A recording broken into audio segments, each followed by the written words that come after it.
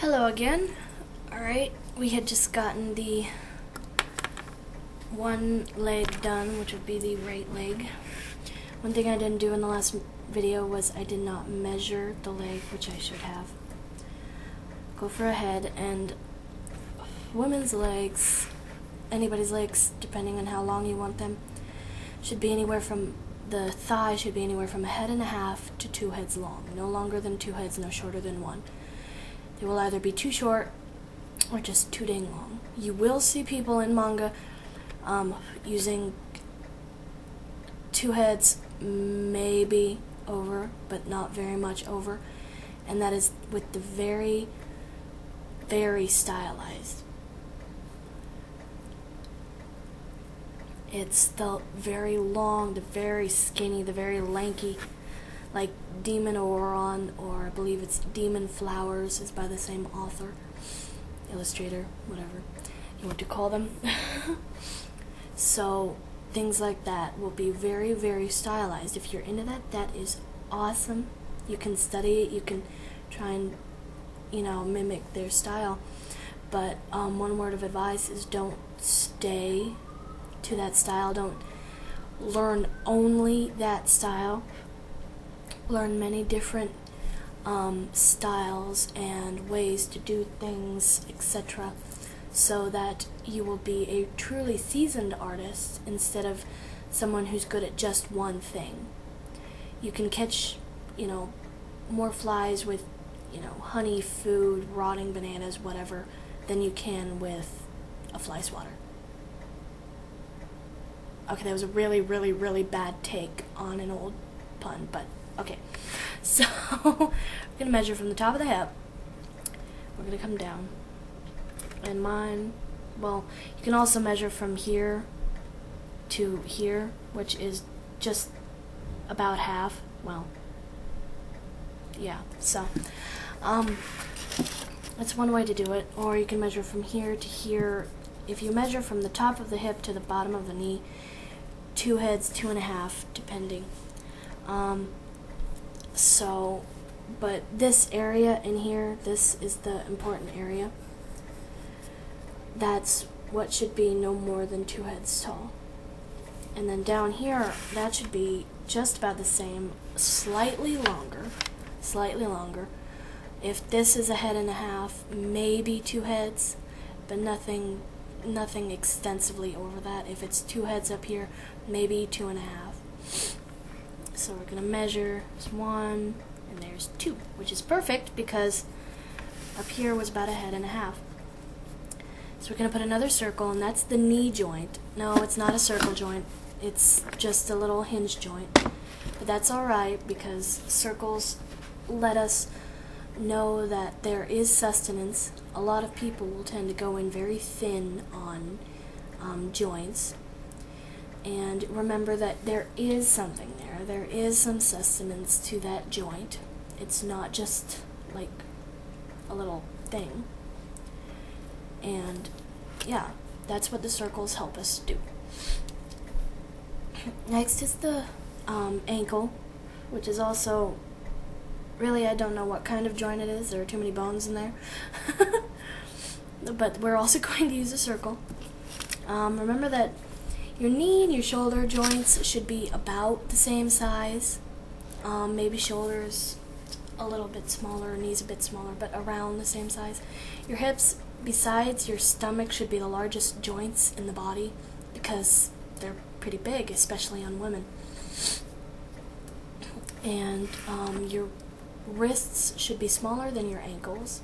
Your elbows, maybe, and your ankles should be about the same size.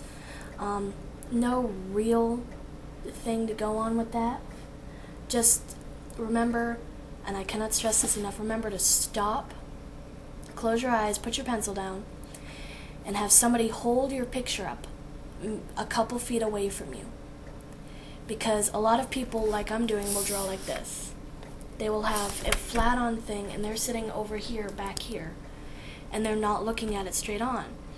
And with doing that, your picture will, if you think the person looks great because they're like, yay, I'm awesome.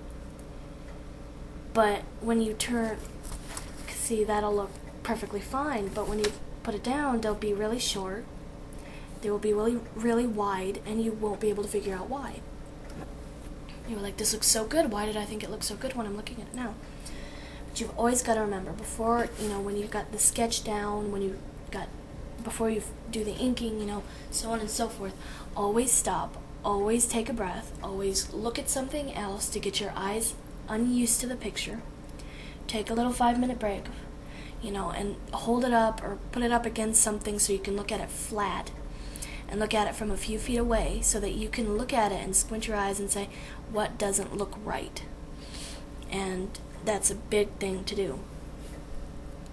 Okay, now back to the feet. Now that I've had a little rant about that. Feet are a little bit difficult. The first foot I'm going to do is going to be straight on, and feet are, people say hands and feet are the hardest things to draw in the human body, and everybody agrees pretty much. I love to draw hands and I love to draw feet. I did not always love to. I used to draw octopus people that did not have hands or feet. Yes. But the thing to remember is that they are just like the rest of the human body. They are a series of shapes, and in anime and manga they are so simplified, they make it so easy for you. So I'm going to use a foot or an ankle, and for straight on I'm just going to draw a little kind of triangular roundish thing. And what's going on is, usually, since your eye line for a person like this will be above the foot, I'm going to say the heel, if you're looking through the foot, will be here. So this is about what it looks like, So we're going to erase this, and we're going to come in. And one thing, if you feel around your ankle, or even if you look at an ankle and know what it looks like, you have two little knobs that pop out on either side. Say this is the inside and this is the outside. You will have a little thing here, and then you will have this larger one right about here. And they always go like that. That's a thing to remember, for things. This is a joint, this is a joint, and then this is another joint. And I actually had a drawing book that showed these lines and showing the angle at which they are at. Because this is the inside and this is the outside. The skin will come around the knee like that, and then it will come out. It doesn't just go in and out like it does here. And for this one, you have these two little knobs that will create another angle that is opposite of that. Feet are round, so we're going to kind of give it a little roundish kind of feeling. And if you want to erase this, one thing a lot of people will have, or draw maybe, is this little fold line, whatever you want to call it. You don't have to draw it. It's not that big of a deal. If you're shading, you should shade it, because it is an indentation in your skin. There is a shadow there. And then we're going to come around and draw the toes. I know a lot of my friends seem to be taboo on toes, and I can't figure out why. But since they are coming out at you, they will look short and stubby. They're cute and short and stubby. And if you want to, you can draw the toenails in. You don't have to. They don't come down here because the toe is straight at you. You will see the bottom of the toe on the floor. And that's there. Another thing about that is they're round. It doesn't really matter if you have long toes or skinny toes or whatever, unless they're like clawed raven feet or something. They're probably going to look like this. There is a nice space in between your big toe and your next toes. Your big toe is a lot bigger than your other toes. If you look down at your foot, it's close to twice the size of any of your other toes. So probably 4 times as big as your pinky. It's a big toe.